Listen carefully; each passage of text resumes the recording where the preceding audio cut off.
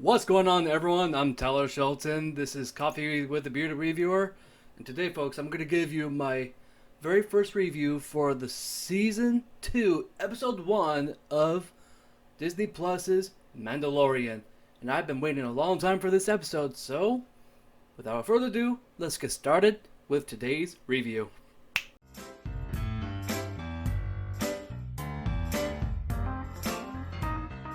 So, The Mandalorian is the continuation of Season 1, which came out about a year ago.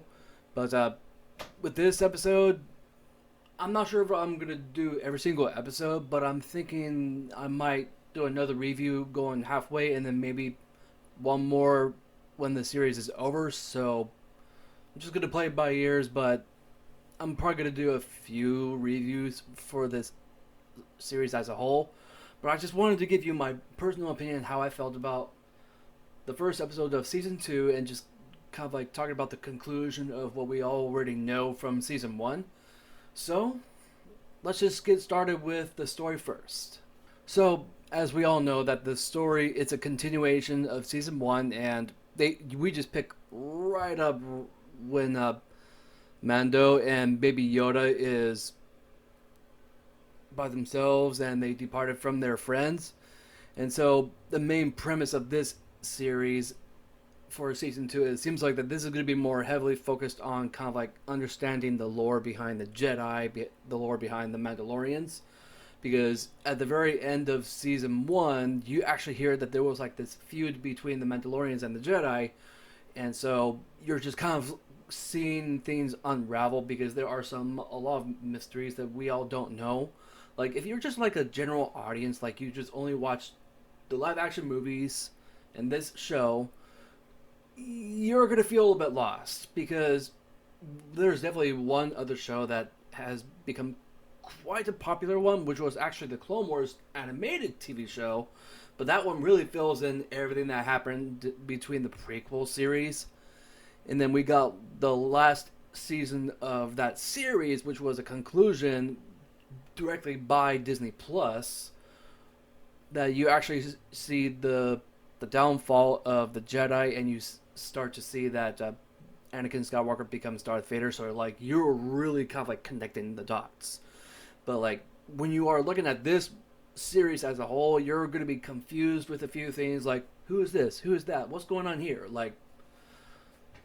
But me being a very big Star Wars fan ever since I was like just a kid, I can absolutely appreciate what they were trying to do. Is that it felt like that they were kind of like connecting a lot of like the movies to the TV shows, but not so heavily. But there's just like several things here and there that you would just pick up on.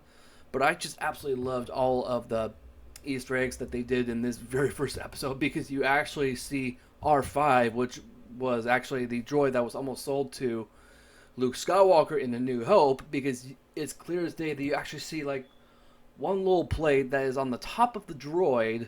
It's all burnt, but it seems like that he was fixed. And then you got another reference to the prequel series, Anakin's pod racer. You actually see some parts of his pod racer just scrapped and just put into kind of like a it became kind of like a hover cycle, kind of like the one that Mando has right here. But it was just these nice little nods to the original and the prequel series. So I just really like it how they just kind of like connected a lot of things together. But the main concept of this series is going to rely heavily on just be the lore of the Jedi, the lore behind Baby Yoda's race, because there's actually only known 3 species of Yoda's race. That's it. Just 3. So Yoda's race is actually very, very rare. Like no one has ever seen one since Yoda. So like Yoda was up to like almost 1,000 years old when he died, and this is actually the very first time that we've seen another creature that is of Yoda's species within Yoda's timeline. Because this baby Yoda was actually born on the same time as Anakin Skywalker. But I'm not gonna go that far deep into like just that right there, because that's like a whole video by itself. But Mando is on a mission to find out more about who this Baby Yoda is and where he comes from and who he's really supposed to be with. So, like, that's the main point of this season 2. And so now when it comes down to, like, just the story of episode 1, it feels like that he's kind of, like, going to point A to point B, and then all of a sudden there's, like, a little detail where he now needs to do another journey to Tatooine.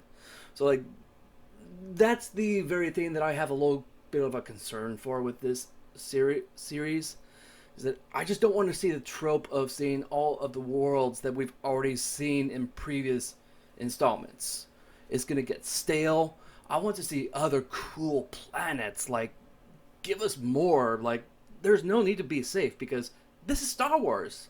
We want to see more expansion. We want to see more development within the universe itself, because the universe itself is its own character. And that's one thing I really love about Star Wars. Like, I just want to see more. But anyways, like, I really think that this episode as a whole, I think it does a good job for setting up season 2. Because they did a lot in just to kind of like showing some connections between, especially between Mando and, another Easter egg. You actually see Boba Fett's armor. And when they said that there was another Mandalorian in Tatooine, I'm going like, ooh, is this Boba Fett? Because he is a Mandalorian. Well, he's not technically a Mandalorian, but he is a clone that has Mandalorian armor. But when I saw his armor, I freaked out. But I'm all like, wait a minute. Something doesn't feel right.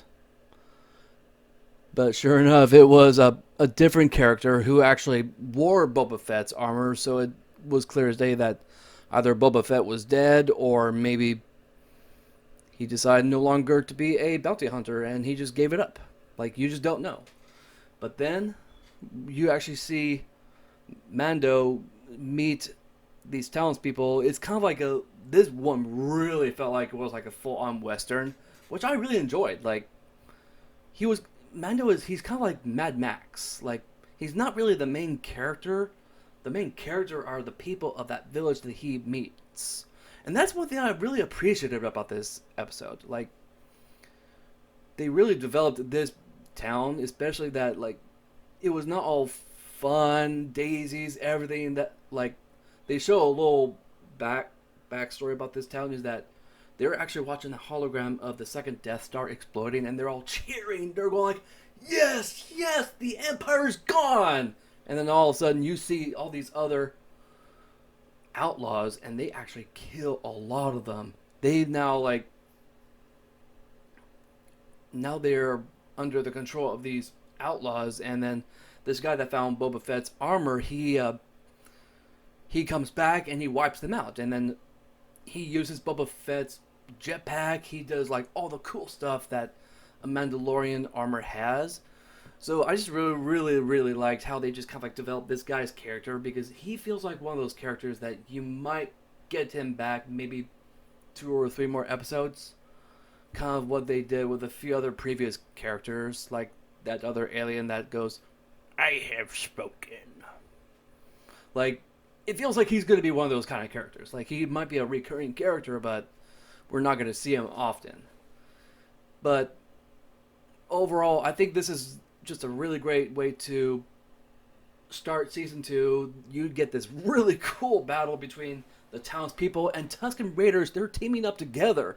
Like, these are creatures that now I feel like that a little bit misunderstood, because the Tatooine, they are like the natives to this planet, and people just came in and just colonized. Like, these are the original residents of Tatooine, and then you're actually seeing them like communicate with Mando and using sign language.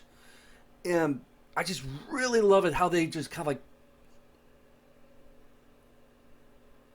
humanize them. I just really love how they did that. Like, I just could not tell you how much I love that part. Like, they just add more to the characters. They add more to the Tusken Raiders, because for the whole time, you kind of see the Tusken Raiders for being like the bad guys. I mean, like, not to mention they are kind of pretty much responsible for giving birth to Darth Vader, because Anakin Skywalker, he was starting to go down the dark path, all because of the Tusken Raiders.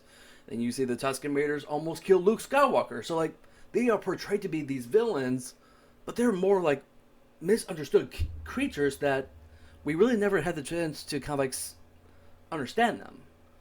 So I just really love it that they just did this to these Tusken Raiders. It just makes me care for them now.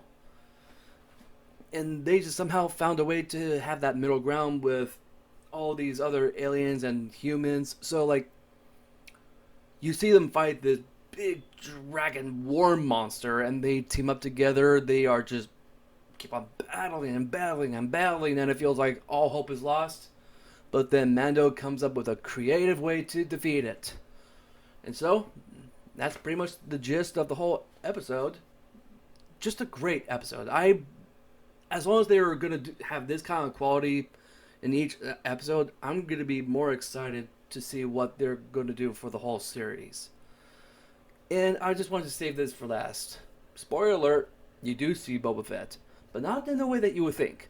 You actually see Boba Fett, the same actor that played Jango Fett in the prequel series, but it would actually make a lot of sense, because Boba Fett, he is a clone son to Jango Fett, which makes sense. So it would be easy to have the original Jango Fett actor. So when I saw him, I'm like, are we going to get him? Are we going to see him wear the Boba Fett armor again? Like, I had my wife and daughter with me. We were watching it, and I'm all like, do you know who that is? Do you know who that is? And they're like, no. Come on, think about it. Who is Jango Fett? And yep, my wife went like, oh yes, now I know.